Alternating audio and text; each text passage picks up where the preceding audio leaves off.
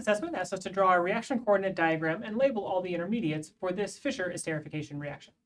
I've gone ahead and drawn the reaction coordinate diagram for the sake of time, but it starts at position number 1, where we have the carbonyl and the protonated alcohol.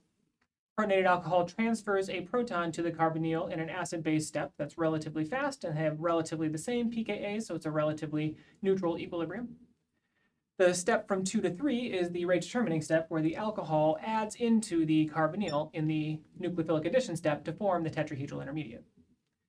The step 3 to 4 and step 4 to 5 are both acid-base reactions, shuffling the proton around between various oxygens in order to keep the alcohol on the molecule as not a good leaving group and turn water into a good leaving group in position number 5. Position number 5 is the water leaving to form the the second to last intermediate. And then finally, we remove the proton from the oxygen to reform the carbonyl, and we get our final neutral ester in position number 7. This is the reaction coordinate diagram for this Fischer esterification reaction.